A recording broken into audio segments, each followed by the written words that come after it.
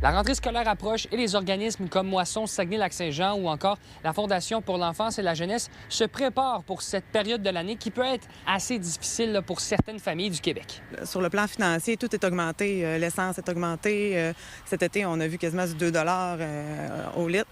Après ça, le coût à l'épicerie aussi. Si la classe moyenne est affectée, j'imagine pas les plus démunis, comment est-ce qu'ils peuvent être, comment est-ce qu'ils peuvent avoir des misères. Moisson Saguenay-Lac-Saint-Jean, dû à l'augmentation de l'insécurité alimentaire chez les étudiants, a accrédité dans les dernières années les cégeps puis l'université. Donc, on donne de la nourriture au cégep et à l'université pour les aider, en fait, à mieux se nourrir et avoir une alimentation saine. Les Saint-Vincent-de-Paul, on est justement avec la campagne Sac à don, on fait affaire avec eux. Les Moissons Saguenay aident aussi beaucoup dans la banque alimentaire. Donc, si on est capable, tout le monde ensemble, de se renforcer puis de s'aider, c'est sûr que ça va être un plus pour notre communauté. Puis, on ne se cachera pas.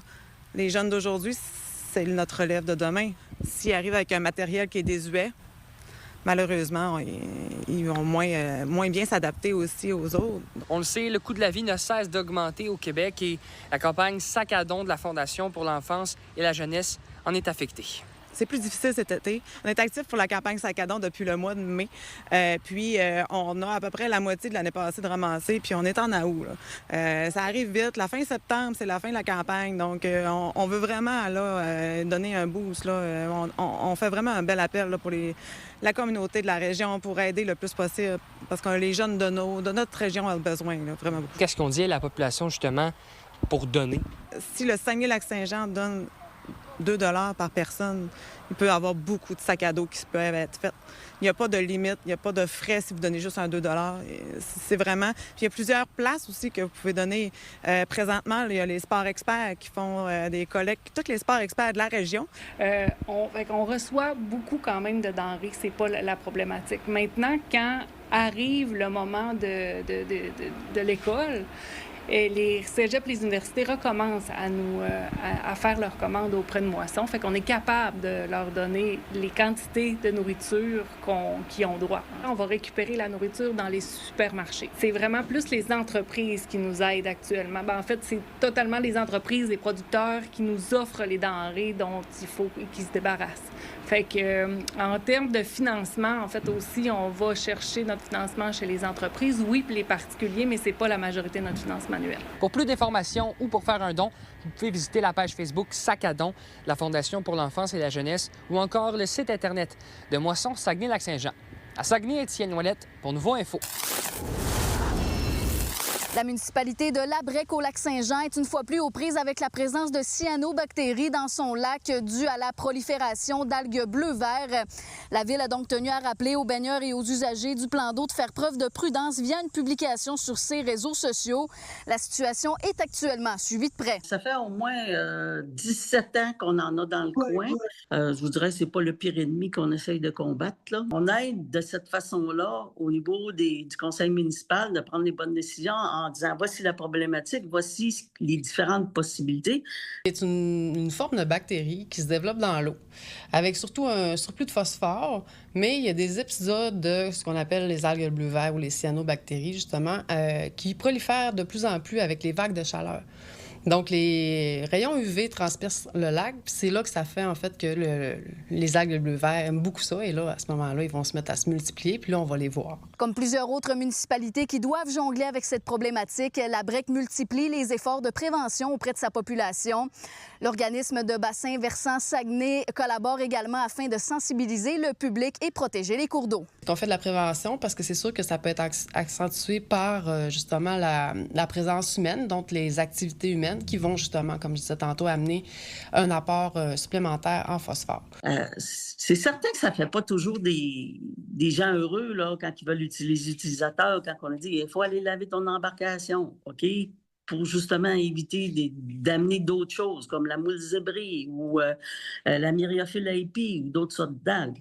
Je sais ici qu'on est reconnu comme étant un peu avant-gardiste là-dedans parce que le règlement de navigation, le guide de navigation c'est l'association qui l'avait préparé, puis on a rencontré la municipalité pour le faire, puis ils l'ont mis en place. Tu sais, on leur a demandé de mettre des stations de lavage, mais on était un des premiers endroits où il y en a eu. Considérant que de plus en plus de lacs au Québec sont contraints de vivre avec des épisodes d'algues bleu-vert, une technologie pouvant retirer le phosphate de l'eau pourrait voir le jour éventuellement et ainsi enrayer la prolifération. Celle-ci est actuellement testée par la chercheuse et professeure titulaire au département de génie chimique de l'Université Laval, Céline Vanier-Côté, une piste de solution qui pourrait s'avérer assez bénéfique.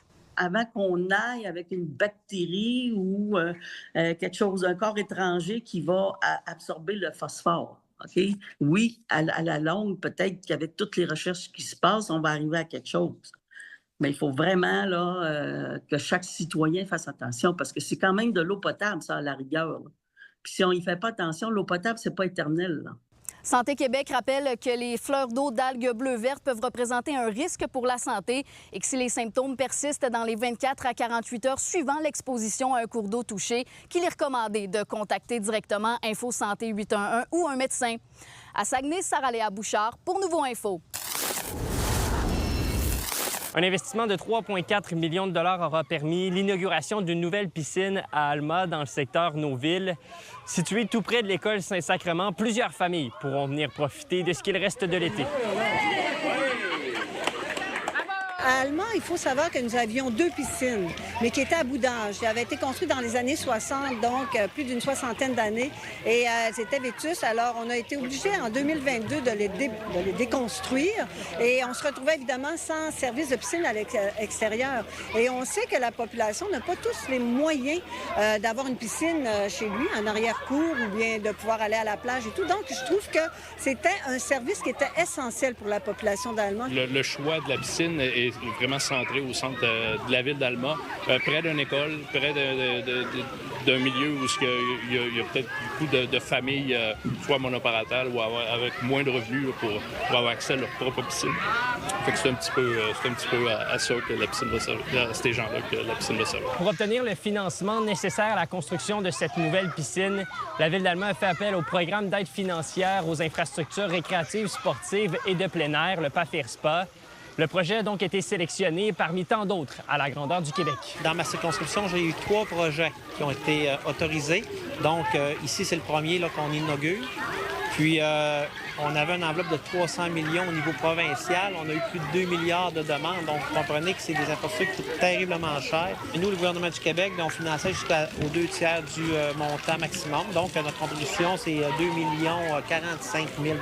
Le député de Lac-Saint-Jean-Est, qui a déjà mentionné qu'il ne se représenterait pas aux élections d'octobre prochain, a pu, à la suite de la conférence de presse, nous glisser quelques mots par rapport au candidat qu'il remplacera aux prochaines élections. Très bientôt, là, il y aura une annonce qui sera faite là, pour toute la région de Saint-Saint-Jean, pour la Coalition Avenir Québec.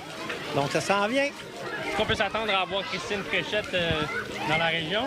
Écoutez, ça sera une surprise éventuellement. Je ne peux pas vous dire de date, mais sûrement qu'elle sera ici prochainement. Elle aime la région de Saint-Saint-Jean, en tout cas, je peux vous le dire. Pour les étés à venir, la Ville d'Alma souhaite offrir des cours de natation à sa population, de quoi inciter celle-ci à venir visiter les nouvelles infrastructures. Donc, ce sera gratuit. Évidemment, on veut que ce soit gratuit, on veut que ce soit accessible à toutes les familles. Pour les tout-petits, premier cours de natation, vraiment, qui viennent là, en survie. C'est un cours de débutant, mais qui donne au moins les premières, je dirais, façons de pouvoir pouvoir bénéficier ou te servir, ou, je dirais, avoir du plaisir dans l'eau sans avoir la crainte que tu puisses te noyer. La piscine devrait demeurer ouverte jusqu'à la fin du mois d'août, mais selon la météo, la Ville d'Alma n'écarte pas la possibilité d'ajouter quelques semaines. À Alma, Louis-Mathieu Courneau, pour Nouveau Info. Pour toutes vos nouvelles, nos chroniques et des vidéos, consultez le site nouveau.info.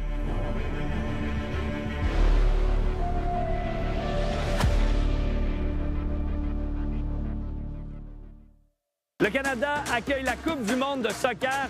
C'est une première dans l'histoire du pays. C'est un rêve, c'est les émotions, c'est la fête. That's what soccer is about. All can dream. C'est la plus grande compétition qui ait pu exister dans le monde. Mais la Coupe du monde, ça demeure un pari très audacieux, risqué, coûteux, avec ses zones d'ombre. Dites-nous combien vous avez payé pour l'ensemble. 12 000. 12 000? C'est quelques zéros. Oui, OK. À Accrochez-vous, on vous fait vivre la Coupe du monde à Toronto comme si vous y étiez.